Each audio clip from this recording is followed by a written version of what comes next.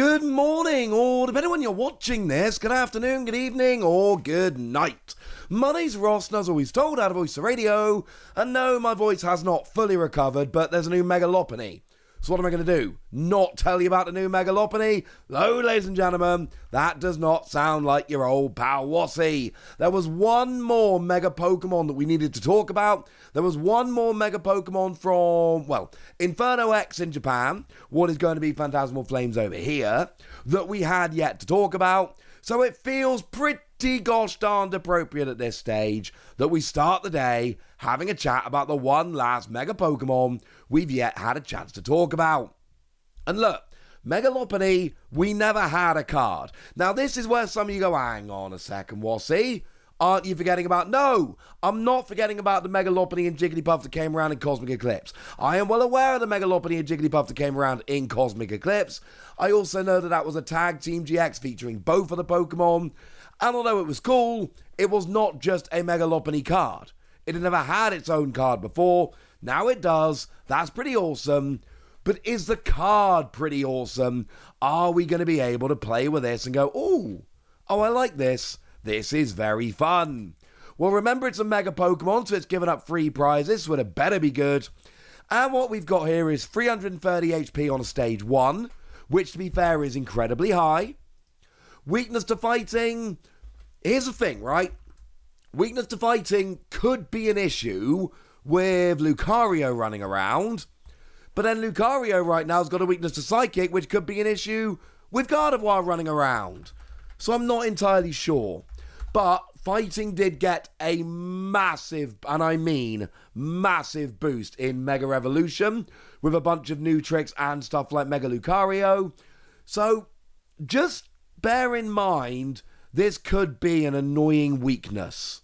This one could be a little bit of a pain. Like, you know, we got that Premium Power Pro, which does an extra 30 damage, but when you're hitting for weakness, it's an extra 60 damage on an item card. That's a big deal. We've got the new Lunatone, which serves as a draw engine. If you've got Solrock in play, you can discard a basic fighting from your hand to draw 3 cards.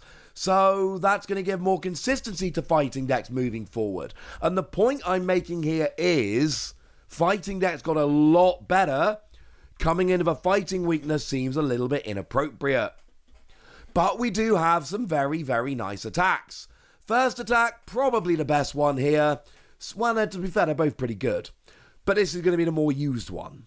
Single energy, 60 damage, but if it went from the bench to the active during this turn, it does 170 more damage. That is 230 damage in total.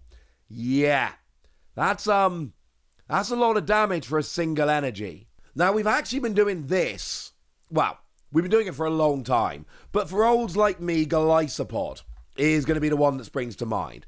The Golisopod that came around quite early on in the Sun and Moon expansion in Burning Shadows, that had first impression.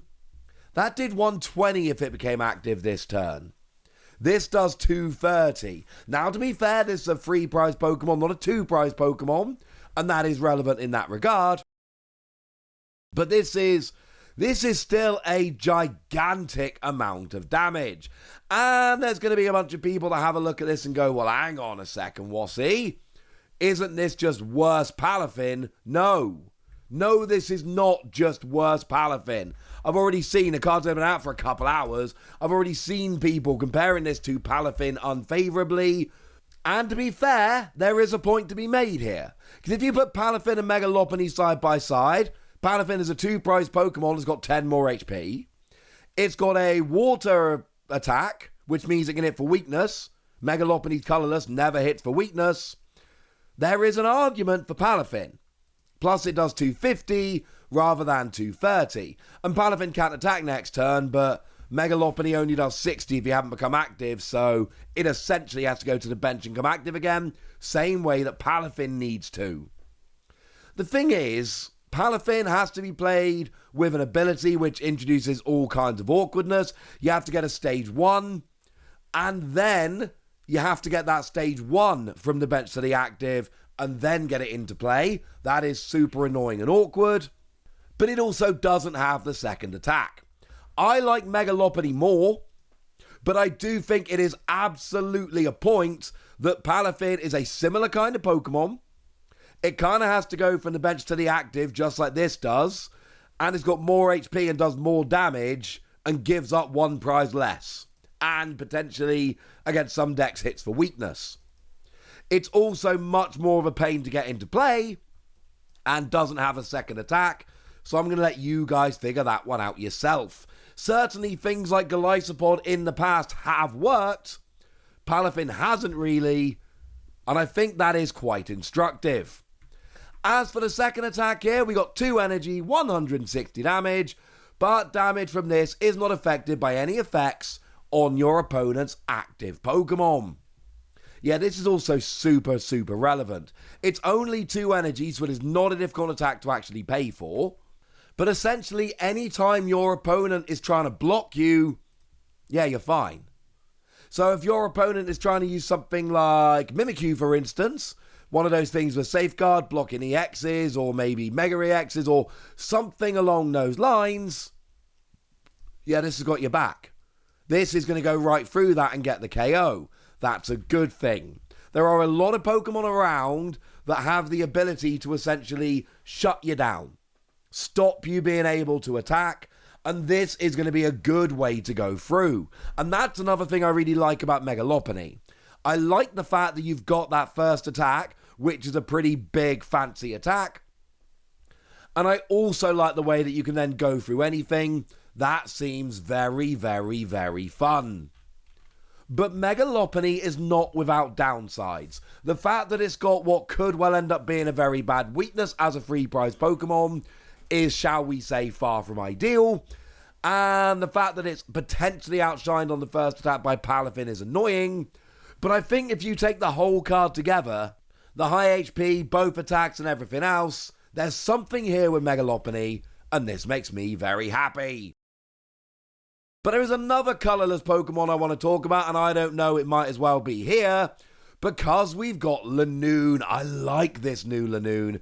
There is definitely something here with this new Linoone. It looks awesome. Now, it's got an ability which says, once during your turn, if you have a Mega Pokemon EX in play, you can move this into the active. Oh, yeah, that's really good. It's then got single energy, 70. That's it. Single energy, 70, that's all we've got. But really bluntly, on games where you go first, I love this card.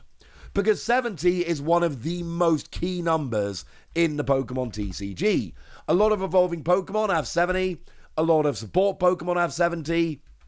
And because now we're all using Buddy Poffin to get our basic Pokemon out, nowadays, if you've got a choice between 70 and 80, you're normally picking 70 so that you can take advantage of Buddy Poffin.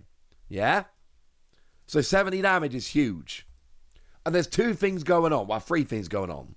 Firstly, it does 70 damage. That's how much you need to do.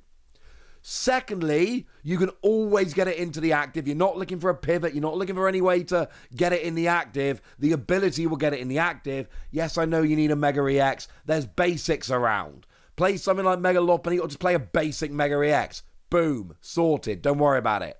And thirdly, it's a single energy. It is asking very, very little to be doing 70 damage. And 70 damage is an amount of damage that you want to do early game. As the game goes along, this gets worse and worse and worse. There will be opportunities for you to gust up and KO evolving Pokemon, absolutely. But it's something that's going to get worse and worse as the game goes along. This is not an attack which is going to carry you from the beginning of the game to the end of the game or anything stupid like that. It's not happening. But especially if you go first, which a lot of decks don't want to go first nowadays, if you go first, you are going to get the first hit on Pokemon on the bench. Yes, I know that TM Evolution is going to hurt here, because evolved Pokemon can come out a lot more easily. That's a bit of a pain. I also know that we're losing TM Evolution when we get to rotation, so that's going to help. And the idea that you can take out these evolving Pokemon nice and easily with a single prize, single energy Pokemon that can give its own pivot into the active, this is something I've absolutely got my eye on. But I have told you about it all now, So now it's over to you guys. Tell me what you think about these cards in the comment section. Was Megalopony worth the wait? Let me know. Go nuts. That'd be nice, would ya?